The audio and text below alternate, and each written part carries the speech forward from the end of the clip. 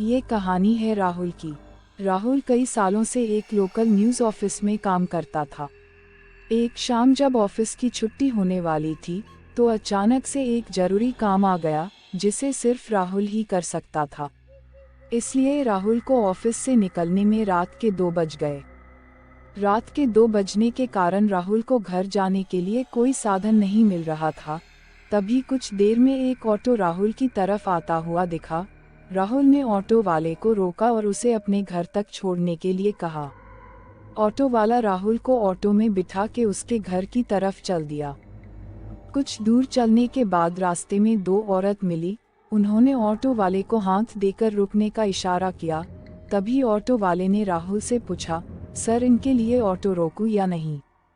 राहुल ने कहा, अरे इन्हें भी बिठा लो, बेचारी इतनी रात में कहाँ भटकेंगी। फिर ऑटो वाले ने उन दोनों औरतों से बात की। उनको बीच रास्ते में ही उतरना था।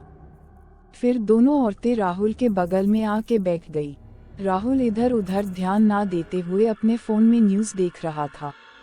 कुछ ही देर में रेलवे क्रॉसिंग आया, वहाँ एक औरत उतर गई। राहुल इन सब बातों पे ध्यान ना देते हुए अपना न्यूज़ पढ़ने में लगा रहा।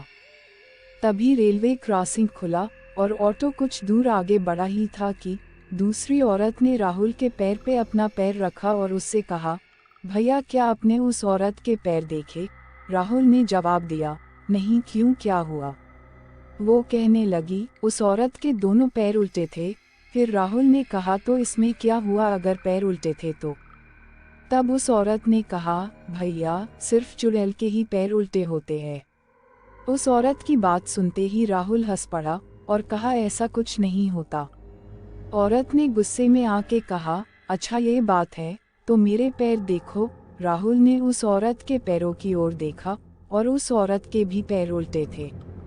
फिर राहुल ने उस औरत के चेहरे की तरफ देखा, एकदम डरावना चेहरा, पीले पीले दांत, चेहरे की चमड़ी पूरी तरह से सड़ी और फटी हुई थी।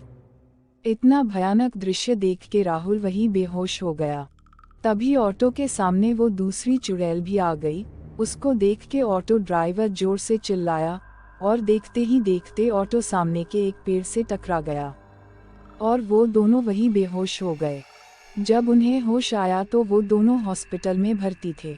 ऑटो का एक्सीडेंट होने की वजह से उन दोनों को गहरी चोटें लग गई थी।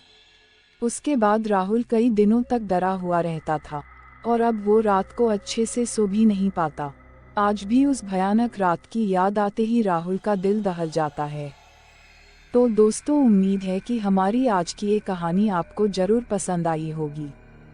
इस कहानी का अगला भाग देखने के लिए अपनी राय कमेंट बॉक्स में ज़रूर दें और इस कहानी का अगला भाग ज़रूर देखें, जो कि बहुत ही जल्द हम आपके लिए लेकर आएंगे। अगर आपको इसी तरह की डरावनी कहानियाँ पसंद है तो प्लीज़ हमारे इस YouTube चैनल को सब्सक्राइब ज़रूर करें और बेल आइकॉन प्रेस करें, ताकि हमारी अगली कहानी की नोटिफिकेशन आप तक सबसे पहले पहुँचे और आप उसका आनंद ले सके। तो दोस्तों, फिर मिलते हैं अगली कहानी के साथ। तब तक हमारी चैनल पर प्रसारित की गई सभी भूतिया कहानियों का आनंद ज़रूर लें और इस मिडनाइट जर्नी में हमारे साथ बने रहने के लिए चैनल को सब्सक्राइब ज़रूर करें। धन्यवाद।